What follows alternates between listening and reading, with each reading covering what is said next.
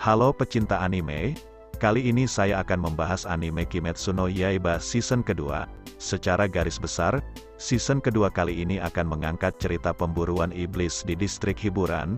Saya hanya akan membahas part setelah movie-nya saja, makanya cuma dapat 11 episode.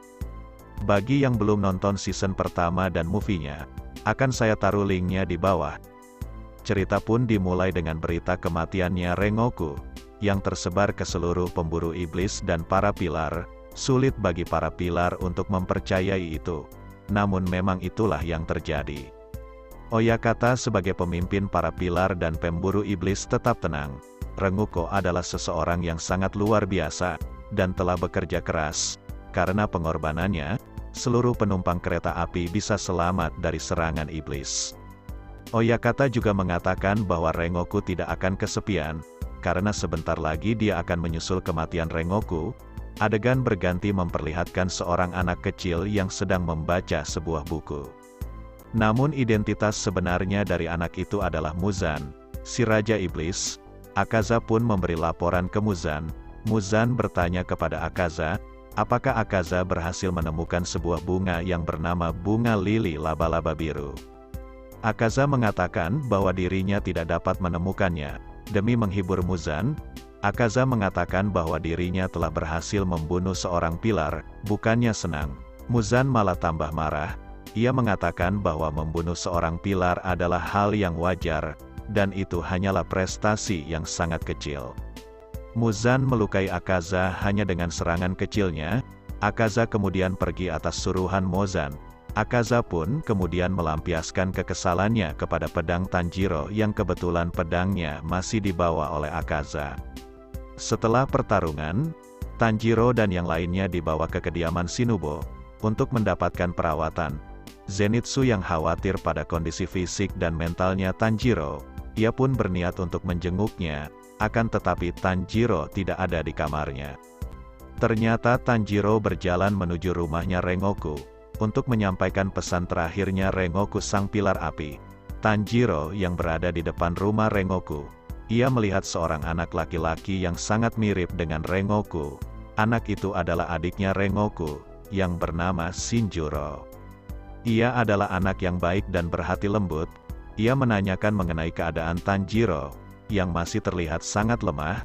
Tiba-tiba terdengar teriakan pria yang mirip dengan Rengoku. Ia adalah ayah Rengoku.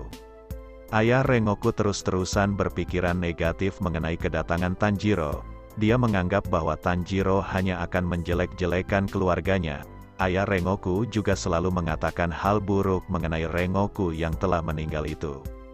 Tanjiro yang mendengar itu tak terima dengan perkataan ayah Rengoku. Dia balik membentak ayahnya Rengoku. Ayahnya Rengoku pun mengusir Tanjiro.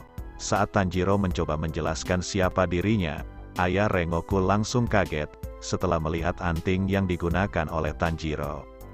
Anting tersebut merupakan ciri khas pemburu iblis yang menggunakan teknik pernapasan matahari, yang merupakan bentuk asli dari semua teknik pernapasan yang digunakan oleh para pemburu iblis saat ini. Seketika ayah Rengoku pun langsung marah dan loncat ke arah Tanjiro. Itu semua didasari oleh rasa iri dan dengki pribadi. Shinjoro yang melihat hal tersebut mencoba menghentikan perbuatan ayahnya, namun malah berakhir dengan sebuah pukulan yang dilayangkan oleh ayahnya sendiri. Hal itu membuat Tanjiro marah. Dia pun berhasil lepas dari belenggu ayah Rengoku. Tanjiro marah dan menanyakan kepada ayah Rengoku, kenapa dia tega menjelek-jelekkan anaknya sendiri yang sudah meninggal. Namun jawaban ayah Rengoku tidak menjelaskan itu. Ayah Rengoku mengatakan bahwa kedatangan Tanjiro hanya untuk mengejek keluarganya saja, hanya karena Tanjiro diduga mampu menggunakan pernapasan matahari. Tanjiro sama sekali tidak mengerti dengan maksud ayah Rengoku. Tanjiro menangis, sambil berteriak bahwa dirinya tidak pantas untuk sombong, setelah menerima banyak luka akibat pertarungannya tempo hari. Tanjiro berlari ke arah ayah Rengoku, sambil berkata bahwa tidak boleh mengejek Rengoku. Tanjiro yang kepancing emosi mencoba menghajar ayah Rengoku. Tanjiro pun terkena pukulan ayah Rengoku. Kemudian dia membalasnya dengan membenturkan kepalanya. Setelah perseteruan itu, Tanjiro menyesali perbuatannya di depan Shinjuro. Shinjuro yang berada di dekatnya mencoba menenangkan Tanjiro, dengan berkata bahwa ayahnya akan baik-baik saja. Tanjiro bertanya mengenai buku catatan tarian Dewa Api yang sedang dicarinya. Namun ternyata buku itu sudah rusak dan hampir tidak bisa dibaca lagi. Shinjuro mengatakan bahwa mungkin ayahnya lah yang telah melakukannya. Shinjuro meminta maaf kepada Tanjiro mengenai hal itu, dan Tanjiro pun tidak mempermasalahkannya. Sebelum Tanjiro pulang, Shinjuro memberikan subah, yang merupakan lingkaran yang mengelilingi bilah pedang milik kakaknya itu. Tanjiro merasa sangat tidak pantas untuk menerimanya, tapi Shinjuro mengatakan bahwa dia ingin Tanjiro lah yang memilikinya. Tanjiro pun tak bisa menolaknya, dan setelah itu Tanjiro pun beranjak pulang. Shinjuro pun masuk ke dalam rumah, untuk menyampaikan pesan terakhir Rengoku ke ayahnya, tapi Shinjuro diusir oleh ayahnya. Walau begitu, Shinjuro tetap mengatakannya, bahwa Rengoku berpesan untuk selalu menjaga kesehatan. Sang ayah mengingat kembali kata-kata terakhir Rengoku kepadanya, dan mengatakan bahwa dia pasti akan kembali. Sang ayah yang sedang meminum sake itu pun tak dapat menahan kesedihan yang luar biasa hingga dia meneteskan air mata. Waktu pun telah berlalu, sudah 4 bulan sejak meninggalnya Rengoku. Tanjiro dan yang lainnya pun tetap berlatih keras. Di tengah keseharian mereka, Uzui sang pilar datang ke kediaman Shinubo, dan ingin membawa anak-anak perempuan sebagai anggota dari misinya. Tanjiro yang melihat itu pun marah, karena gadis yang dibawa Uzui itu bukanlah sang pemburu iblis.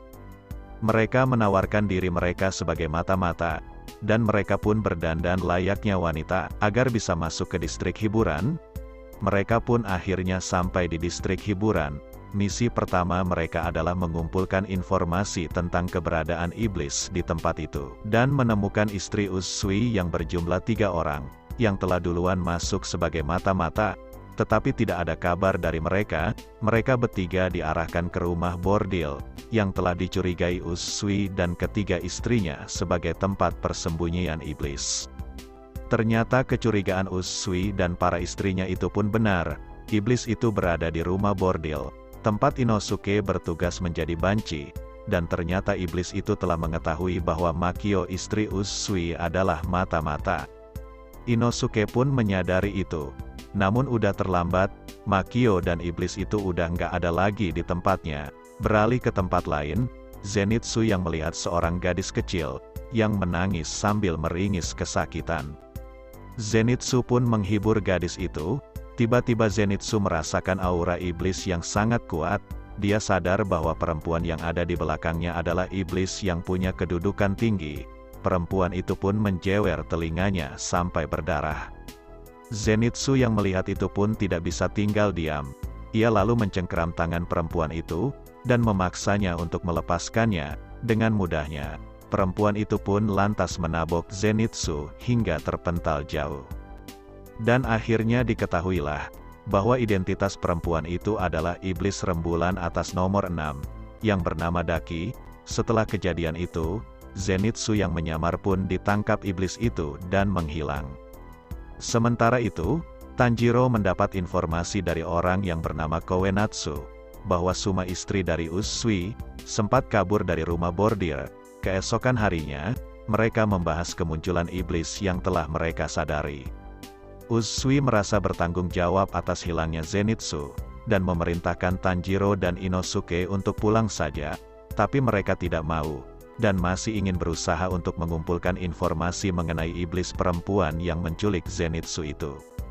Kembali ke rumah bordil mereka masing-masing, si Tanjiro berpamitan dengan Koenatsu, dan ngasih tahu kalau dia lagi nyamar buat nyari informasi tentang orang-orang yang hilang. Setelah Tanjiro pergi, iblis perempuan itu datang ke tempat Koenatsu. Tanjiro yang mencium bau iblis itu pun kembali ke kediaman Koenatsu. Tanjiro melihat iblis rembulan atas sedang mencengkeram Koenatsu, dan akhirnya pertempuran terang-terangan itu terjadi. Sementara Inosuke dan Uzui berhasil menemukan orang-orang yang hilang, termasuk istri Uzui, yang terperangkap dalam selindang. Selindang iblis itu bisa bergerak sendiri, dan kabur menuju iblis yang sedang bertarung dengan Tanjiro. Mereka yang melihat itu pun langsung mengejar selindang itu, Kembali ke pertarungan Tanjiro dan Daki. Dengan jurus pernapasan mataharinya, Tanjiro hampir saja bisa mengalahkan iblis itu. Namun karena jurus Tanjiro masih belum sempurna, Tanjiro pun kewalahan di saat serangan terakhirnya. Dan saat Tanjiro hendak dihabisi oleh Daki, Nezuko datang dan menendang kepala Daki. Nezuko yang marah itu pun berubah iblis yang sangat kuat.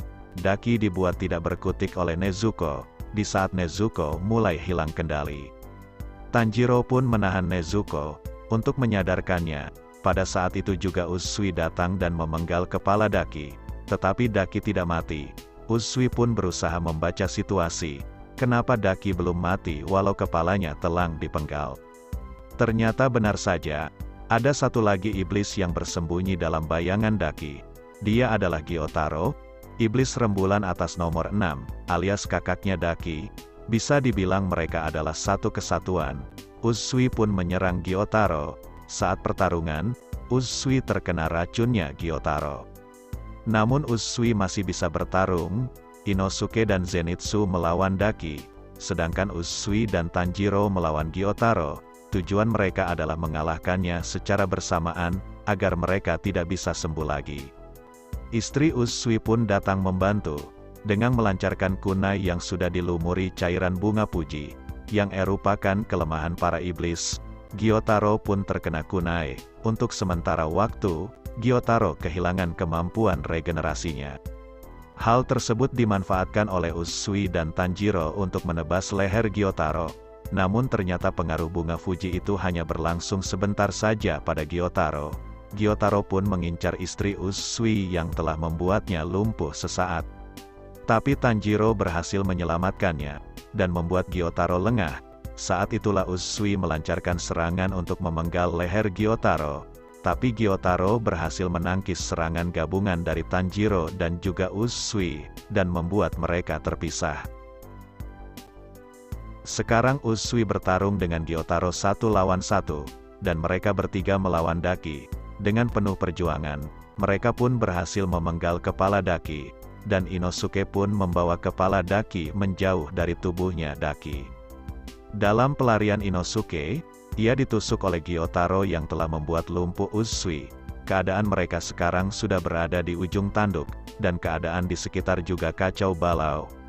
Gyotaro pun menghampiri Tanjiro, dan berkata bahwa Tanjiro adalah kakak yang lemah.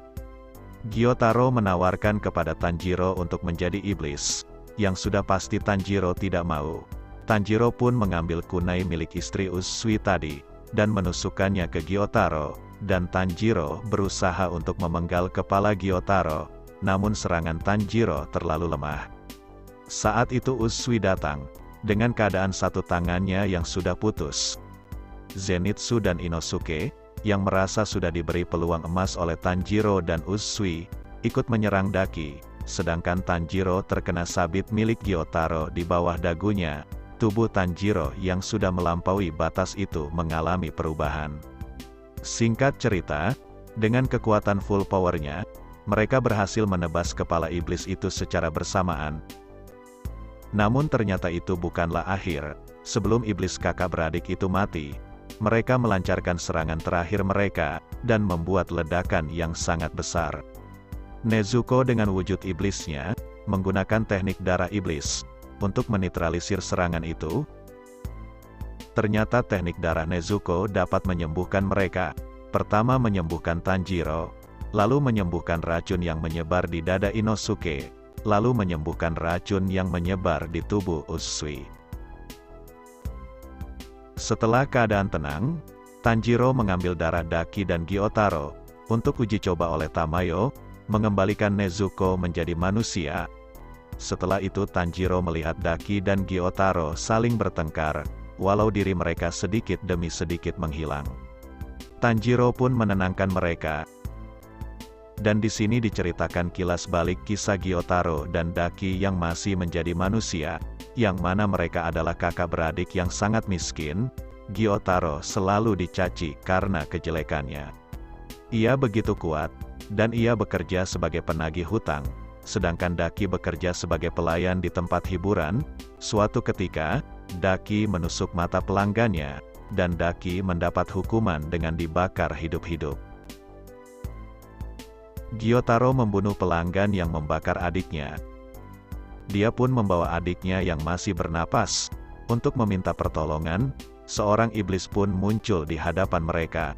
Iblis itu memberikan darahnya agar mereka berdua menjadi iblis. Iblis itu adalah iblis rembulan atas. Kita balik ke cerita. Pertarungan mereka pun sudah terdengar oleh Oyakata, dan pilar lainnya. Oyakata berkata, 100 tahun sudah keadaan tidak berubah, dan sekarang takdir sudah mulai berubah. Dan disinilah akhir cerita season kedua.